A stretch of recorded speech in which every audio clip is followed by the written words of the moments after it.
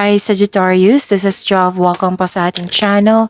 By the way, Sagittarius, this is timeless reading po. Gamitin ang reading na ito bilang gabay lamang. Kung naka-resonate kayo, comment down. Tandaan, ito ay channel reading po. Kunin nyo lang po kung ano ang naka-resonate sa iyo. This is for you, Sagittarius.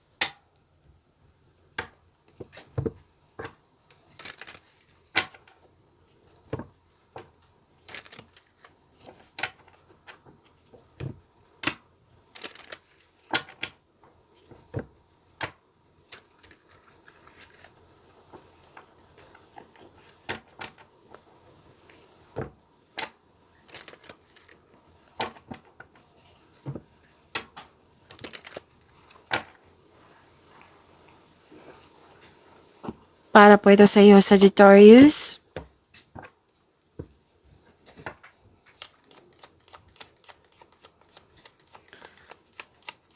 Maraming salamat po sa patuloy na tiwala suporta sa ating channel. Maraming salamat po sa inyong patuloy na suporta sa mga nag-donate, sa mga hindi nag-skip ng ads, maraming salamat po. Sa mga hindi pa nag-subscribe, subscribe na po kayo at click bell notification para malaman nyo na may bago tayong video. Para sa mga gustong magpa-reading, comment po kayo ng personal reading. Again, comment kayo ng personal reading and check my reply sa comment section.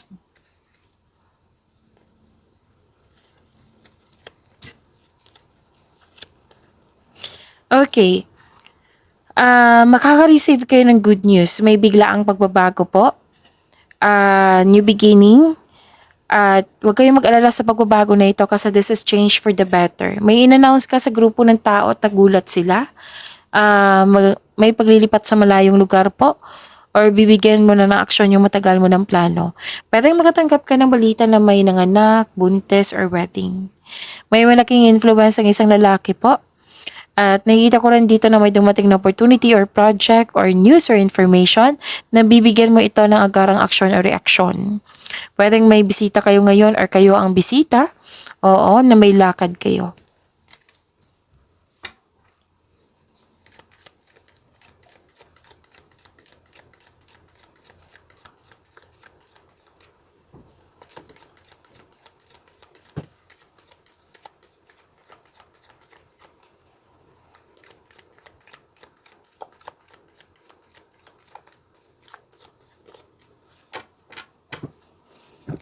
Energy po ni Sagittarius.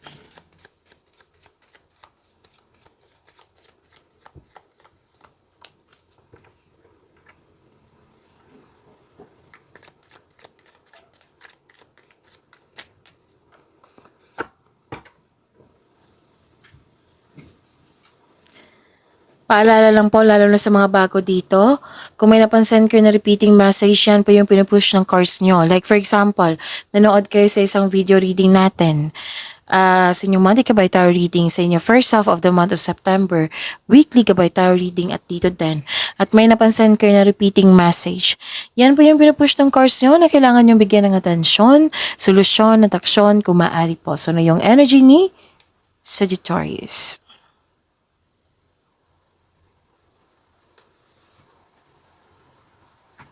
You're very inspired. Marami kayong ginagawa, oh. New beginning din po ito. Isang importante simulain, pagsasapalaran, pagpaplano po. Okay, so nag-clarify din siya dito na may parating na sanggol. Ayun lang sa inyo, ha? Oo, nag-clarify din siya dito sa tarot cards nyo. Or di kaya ibang inspiration nito na dumating sa inyo na mas lalo kayong na-inspired na sa pag-take ng action, yan. Maaring magpakita ito ng bilang paglikha ng bagong proyekto, paglalakbay, pagsisimula ng isang relasyon, ng negosyo, ng trabaho, ng project, pagsisimula po. And this card asks you to stay open sa mga signs na bigay ni universe and take action when they appear. May chance kayo maglakbay sa malayong lugar or mag-abroad kayo. Kung nasa abroad na kayo, pwedeng uuwi kayo or maglipat kayo sa malayong lugar.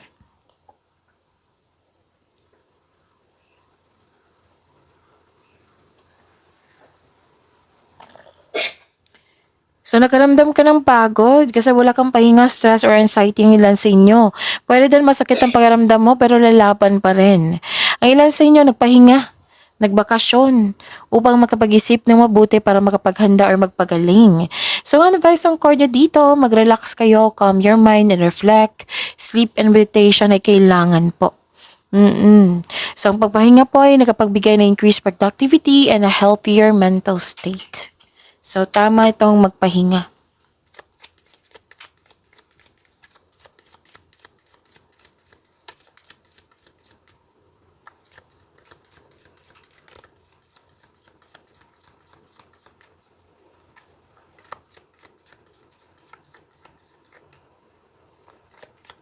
Career and money, career and money. Ni Sagittarius.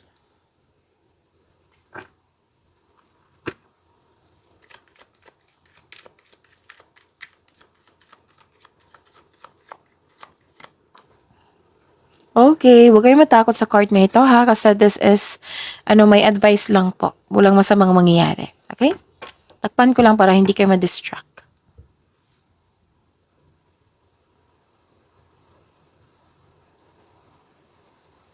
Sa career and money niyo po, may waiting, may sacrifice, may hesitation.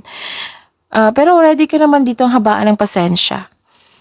Kung nagantay ka ng job opportunity or kontrata, may frustration pero naintindihan mo na may process. So, kailangan nyo maghintay.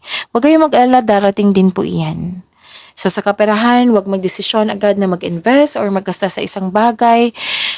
Maghintay kayo na, what I meant is magkaroon ng time for reflection kung karapat-dapat ba mag-invest or maggasta sa isang bagay. Kailangan po ng time for reflection.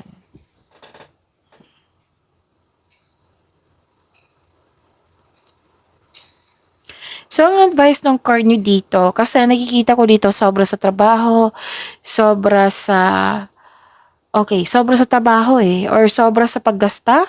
Pwedeng concern to sa iyo or pwedeng concern to sa isang tao. Basta may nag-overspend sa bagay, nag-overspend sa trabaho, pwede nagtitiis ka sa toxicity. Yan. Ang advice ng card nyo dito, kailangan nyo ng freedom, kailangan nyo ng recovery. Kung overspending to, kailangan ng balance. Kung may controlling person dyan, kung may toxicity, ano ba dapat gawin? Pag-isipan nyo ng mabuti kung paano ka magkaroon ng freedom or recovery. Pwede din naman na kausapin mo siya. Kung hindi po, then wag mong tagapin yung negative toxic energy niya. Okay?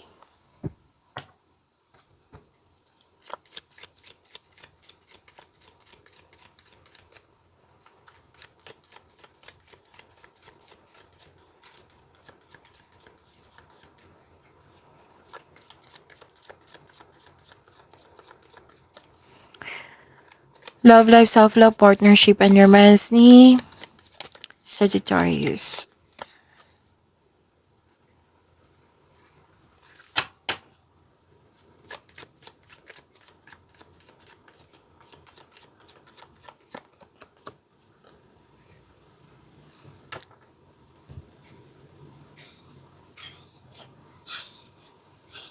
Pasensya na po sa ingay ha, may kasama akong bata dito.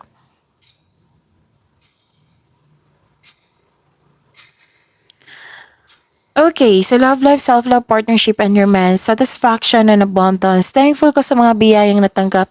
You have overflowing abundance. Successful and satisfied ka sa buhay. So, sabi ng card dito, deserve niyong mag-relax at mag-enjoy. Okay? Sa mga single po, may ma-attract kang tao na sobrang successful sa buhay at masaya at ready na ito sa seryosong relasyon. Sa mga relasyon sa buhay mag-asawa, love and happiness overflow, sobrang satisfied nyo sa inyong relasyon, kaya deserve nyong mag-relax at mag-enjoy.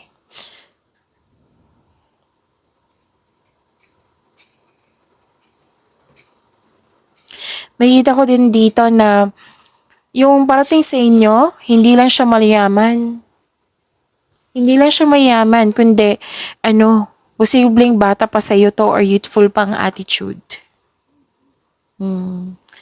Para sa mga relasyon sa buhay mag-asawa, excited kayo sa monthsary, anniversary, or any kind of celebration to na na-achieve nyo. Tapos nag-uusap kayo dito at masaya kayo.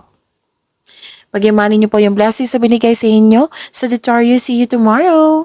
Maraming salamat po.